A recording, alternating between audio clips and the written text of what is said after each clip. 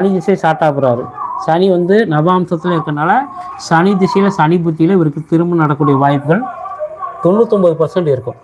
இப்போ 2026 8வது மாதம் வரலும் ராகு புத்தி இருக்கிறனால அந்த காலகட்டத்தில் இவருக்கு சதீஷ்க்கு சில பிரச்சனையை கண்டிப்பாக கொடுக்கும்.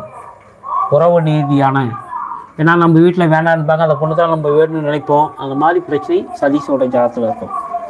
இவருக்கு வரக்கூடிய மனைவி அப்படிங்கிறது எப்படி எடுக்கணும் அப்படிங்கிற விஷயத்த உங்களுக்கு சொல்கிறேன். இப்போ லக்னப்புள்ளி வந்து பார்த்தீங்கன்னா இவருக்கு என்ன லக்னப்புள்ளி புரட்டாதி 1. அப்போ கும்ப ராசியில் எத்தனாவது பாதம்னு பார்த்தீங்கன்னா உங்களுக்கு 7வது பாதம். அப்போ 4ஆம் இடத்துல அது நட்சத்திரம் என்ன? இப்போ 7வது நட்சத்திரம் மிருகசீரம். அப்போ இவருக்கு உறவுல வரக்கூடிய நட்சத்திரம் எதுன்னா மனைவியாக வரக்கூடிய நட்சத்திரம் வந்து பார்த்தீங்கன்னா மிருகசீடம், சித்திரை, அவிட்டம். மிருகசீடம், சித்திரை, அவிட்டம், பரணி, பூரம், பூராடம். பரணி, பூரம், பூராடம் இல்லாட்டி பூசம், அனுசம், உத்திரட்டை. இந்த உறவுகள் அவங்க வீட்டில் இருப்பாங்க. இந்த நட்சத்திரம் தான் அவங்களுக்கு மனைவியாக வருவாங்க. அது சனி திசையில் சனி புத்தியில் நடக்கும். இவருக்கு வரக்கூடிய மாசி